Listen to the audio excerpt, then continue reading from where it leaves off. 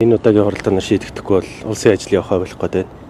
Өнөөдөр шийдээд зоримог шийдлүүдээ гаргаад чадвартай засгийн газар бүрдээсэй гэж бодож байна. Намын даргаыг ерөнхий сайд байхын хувьд бол би өнгөрсөн 11 сарын 31-нд их хурлаас хойш байнга хэлж байсан.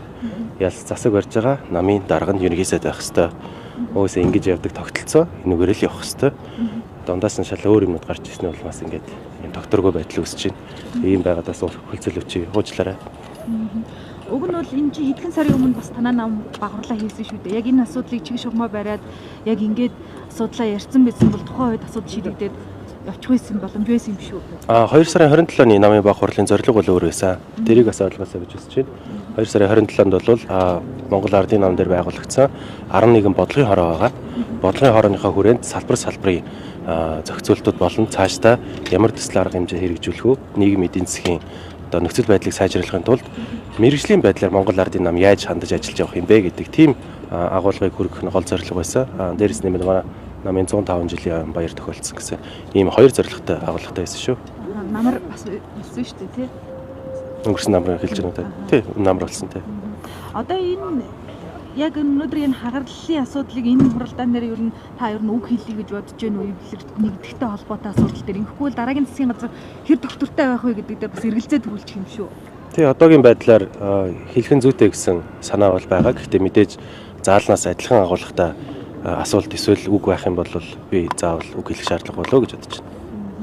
Ард дээр гадныхын одоо бусад улс орнд өнөөдөр энэ шатхууны асуудлаас үүдэлтэйгээр бол эдийн засагт бол сөрөг нөлөө ирхнэ гэдэг дээр бол яригадад явж байна. Гэтэл манайд одоо энэ улс төрийн асуудал өнөөдөр үжигнсэн ийм байдалтай байна. За ард иргэд бол хүлээлттэй байна. Маш олон хуулийн төслүүд ч хүрсэн чуулган дээр бас гацчихад байна шүү дээ. Тий, энэ үүсэт байгаа нөхцөл байдал дээр яаралтай зохистой арга хэмжээнүүдийг авах хэрэгтэй. Жишээлбэл одоо хэрвээ учрал дарга ерөнхий сайдаар өнөөдөр томилогдно гэсэн одоо санал дэмжигдээд явах юм бол ойрын хугацаанд бид нэр төсвийн тодтгол байд юм. Ийм зүйлүүдийг хэрэгжүүлээд явах хэрэгтэй.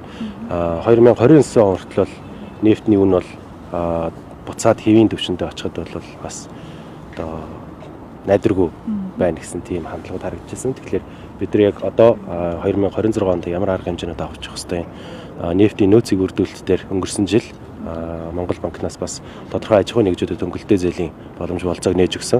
Энэ ажлын явц хэр байгаа вэ? Одоо байгаа нефтийн нөөц 45 хоног орчим, 1 сараас 45 хоног орчмын бензин болон дизель түлшний нөөц байгаа гэсэн.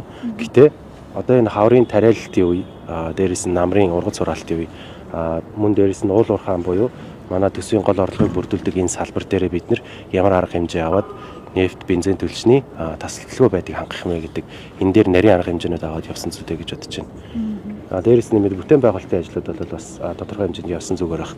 Мэдээж аялал жуулчлал энэ жил ямар нэгэн байдлаар өөдрөг тоо баримт бол харах боломжгүй болж байна, тийм ээ. Олон улстай ярьж гисэн. Онгоцны билетийн үн бол энэ сараас эхлээд 4 сараас эхлээд нэмэгдэхэр болчлоо. Тэгэхээр аялал жуулчлалын салбар дээр илүү төвлөрөхөөс илүүтэйгээр илүү төсвийн орлогыг бүрдүүлдэг иргэдийн амжиргааг муудахгүй байхаар доктортой ажлын байрыг доктортой байлгах зорилттой тийм арга хэмжээнд явсан зүйтэй гэж бодож байна. Олонх болсон байгаа Монгол Ардын нам дараагийн засгийн газрыг та ер нь ямар байгаасаа гэж харж байна. За ер нь парламент судалтай бусад одоо намуудтай ерөнхийдөө бүгднтэй нь хамтарчлаа. Одоо ганцхан үндэсний эвсэл болж байгаа шүү дээ тий. Тий. Учрал дарга хамтрах хэсэг асуудлыг бол өдөрт төсөөлөөр шийднэ хаа тийм ээ. Миний хувьд бол ганцхан шаардлагыг засгийн газар тавьдаг. Үр дүн авчирж байгаа мó үгүй мó. Үр дүнгээ авчирч чадсан бол үргэлжлүүлээд ажиллах хэвээр. Чадахгүй байх юм бол тийм сайдыг солиод явсан зүгээр гэж боддог. Дээрээс нь учрал даргын хувьд бол чөлөөлөе гэсэн одоо концептыг дэвшүүлээд явж байна. Би нэг маш зөв гэж бодож байгаа. Өнөөдөр ямар салбар дээр очисон ямар нэг даргын гарын үсгийг хараад хүлээгээл суудаг ийм нөхцөл байдалтай байгаа тийм ээ. Тэгээ та бүхний хэл мэдээллийн байгууллагууд ч гэсэн ялангуяа телевизийн сувгууд ч гэсэн та бүхэн аль сувг нь хэд дугаар дээр гарахын гэдэг дээр хүртэл дарганы оролцоо байдаг шүү дээ. Энийг илүү нээлттэй илүү мэдгдэл суурилсан байдлаар эдийн засгаа зах зээлээ чөлөөлөж явах хэрэгтэй гэдэг дээр бид 100% дэмжиж байгаа. Тэгэхээр үүнийг хэрэгжүүлж чадах өмнө нь сайд, дэд сайд, төрийн нарийн бичгийн дарга гэсэн албан тушаалыг хасчихсан туршлагатай хүмүүс нь оролцоосоо гэж бодож байна. Мэдээж эв нэгдлийг хангах асуудал бол байна гэж бодож байна. Намын хариулт